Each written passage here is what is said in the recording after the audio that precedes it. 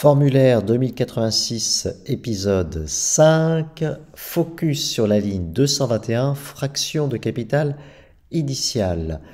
Alors, on continue cette série sur le formulaire 2086 avec cet épisode qui sera probablement le dernier sur la ligne 221, la ligne la plus complexe, la plus délicate à remplir dans le formulaire 2086. C'est pourquoi si vous n'avez pas suivi les épisodes précédents de la série, je vous invite plutôt à arrêter dès maintenant cette vidéo et à regarder les épisodes précédents, quitte à revenir ensuite sur cet épisode, parce que sinon vous n'allez pas comprendre tout ce que je vais expliquer dans cet épisode. C'est assez complexe. Là, on est niveau expert désormais, puisqu'on en est à la ligne 221, quasiment la dernière ligne à remplir pour calculer sa plus-value. Donc, on reprend le formulaire, on est dans la partie détermination du prix total d'acquisition du portefeuille d'actifs numériques. On a vu lors de l'épisode précédent comment on calculait la ligne 220, prix total d'acquisition, mais le but du jeu est d'arriver jusqu'à la ligne 223, prix total d'acquisition net, et pour cela, à partir de la deuxième session, il va falloir remplir la ligne 221, fraction de capital initial. La ligne 223, prix total d'acquisition net, sera le résultat de la différence entre la ligne 220 et la ligne 221. Je ne parle pas de la ligne 222 qui ne concerne à mon avis pas grand monde, en tout cas pas le particulier investisseur. Alors, voici la formule de calcul la plus simple que j'ai pu écrire pour calculer la ligne 221. La ligne 221, en fait, ça va être la somme, donc c'est une somme, de toutes les différences entre le prix de cession et la plus et moins-value de toutes les sessions précédentes. Alors peut-être que ça vous paraît encore obscur, mais on va éclaircir tout ça avec des explications et des exemples. Donc je répète, la ligne 221, ce sera la somme des différences entre le prix de cession et la plus ou moins-value de toutes les sessions précédentes. Alors, on va expliquer tout ça. Ce qu'il faut savoir, c'est que le prix de chaque session, chaque fois que vous faites une session imposable, vous pouvez décomposer ce prix en deux parties. Vous avez la partie capital et vous avez la partie plus ou moins-value qu'on calcule. Très bien. Donc par exemple, sur une session de 10 000 euros, vous avez, c'est un exemple, une plus-value de 3 000 euros qu'on aura calculé grâce aux formules de calcul qu'on a vues aux épisodes précédents. Et donc cela signifie qu'on a mangé 7 000 euros de capital. Donc à chaque fois que vous réalisez une session, vous avez une fraction de cette session qui représente une plus-value, dans certains cas une moins-value, et une fraction de cette session qui représente le capital que vous avez mangé. Voilà. Alors le souci, c'est que dans le formulaire, vous pouvez retrouver votre plus-value, mais que le capital que vous avez mangé, il est écrit nulle part. Donc il va falloir le noter et le calculer. Donc en fait, ça va être la somme de toutes les fois où vous avez mangé du capital, la somme de tout le capital mangé, c'est ça, la ligne 221. C'est pas si compliqué que ça en réalité. Donc, on le voit dans le formulaire, vous avez la détermination du prix d'acquisition du portefeuille numérique, la ligne 223 se calcule donc par différence de ligne 220 et 221 qui vont fonctionner en binôme. Donc sur la première session, vous n'aurez jamais besoin de remplir la ligne 221 et à partir de la deuxième session, comme vous avez mangé du capital précédemment, vous allez remplir la ligne 221. Voilà. Alors, comme on voit sur ce formulaire, la plus-value, elle va apparaître ici, sur cette ligne-là qui n'a pas de numéro, après la ligne 223 et avant la ligne 224. Donc, entre nous, pour la suite des explications, on va l'appeler la ligne finale, puisqu'elle n'a malheureusement pas de numéro, et pourtant elle est très utile pour vous aider à calculer lors de la session suivante ce que vous devez mettre sur la ligne 221. Donc on va l'appeler ligne finale. On aurait pu l'appeler 223 bis.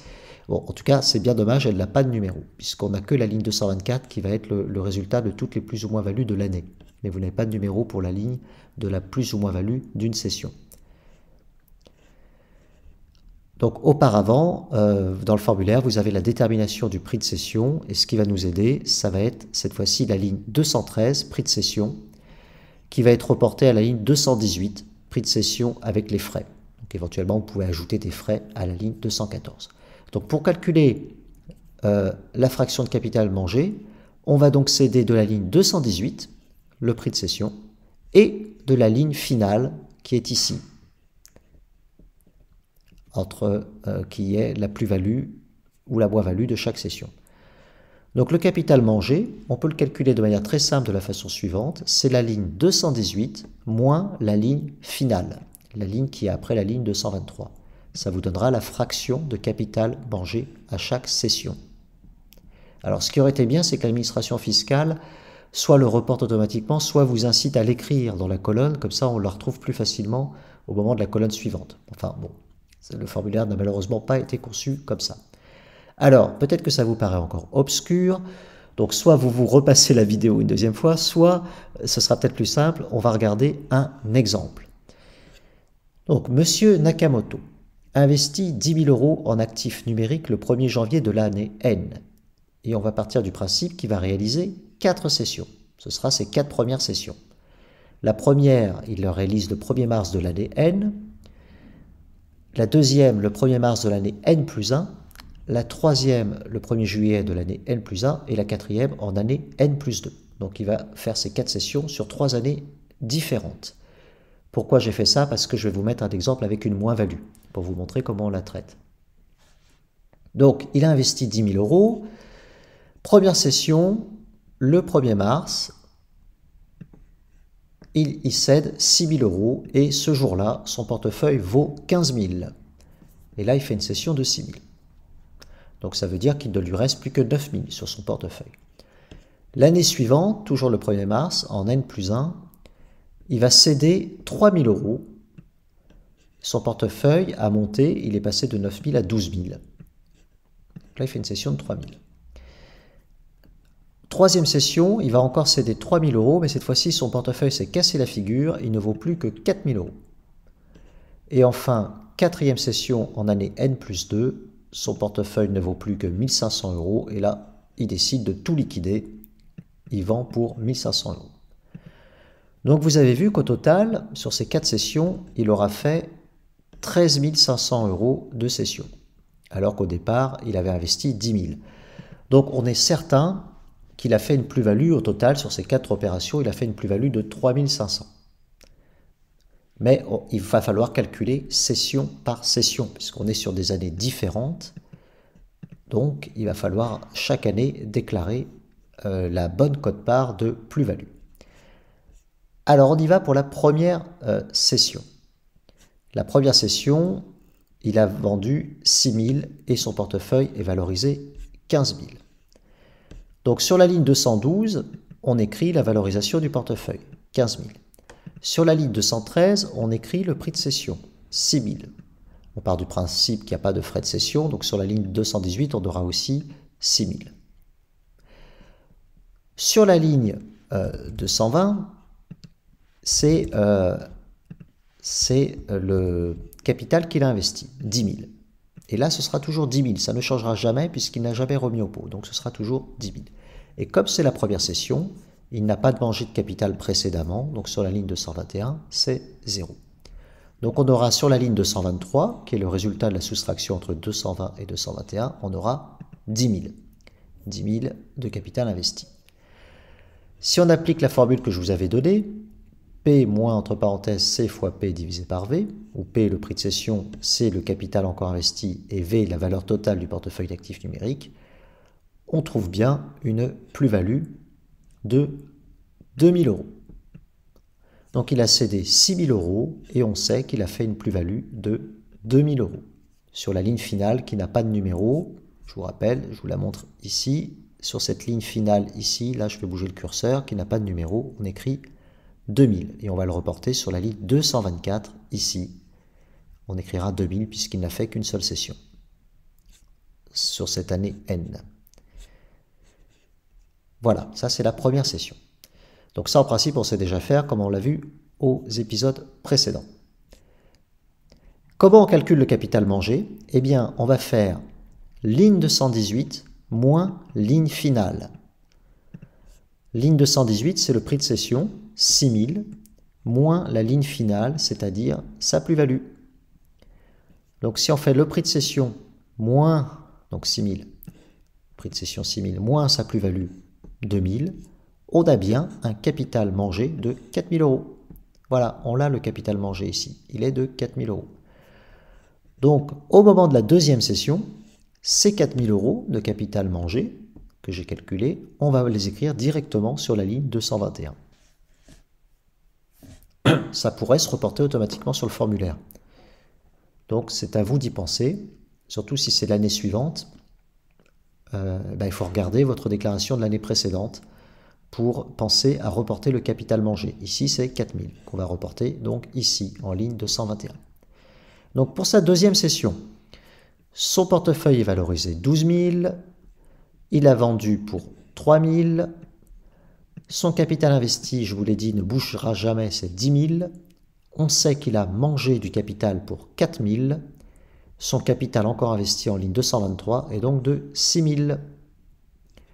Si on applique la petite formule, ici, P moins, entre parenthèses, C fois P divisé par V, on trouve une plus-value de 1500. Donc là, il a fait une plus-value de 1500. On va calculer le capital qui a été mangé. Donc on prend la ligne 218, ici, 3000. On enlève la ligne finale, 1500. Donc on fait bien prix de cession moins plus-value. Et on trouve un capital mangé de 1500. Voilà. Ces 1500, on va les ajouter aux 4000 qui sont ici. Ce qui fait que lors de la troisième session, on aura sur la ligne 221 5500. Voilà, j'espère que c'est plus clair désormais.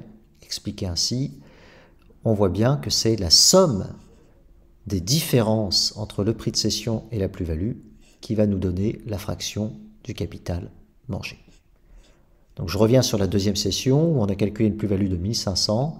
Là, je n'ai pas encore rempli la ligne 224 parce qu'il y a eu 2 sessions au cours de cette année. Et la session suivante, elle est en moins-value. Alors on va regarder ça. Donc troisième session. Son capital s'est cassé la figure, il ne vaut plus son portefeuille ne vaut plus que 4 000 euros. Il en a vendu pour 3 000 euros. Son capital investi est toujours de 10 000 euros, ça ne bougera jamais. Tant qu'il ne me remet pas au pot, ça ne bougera jamais.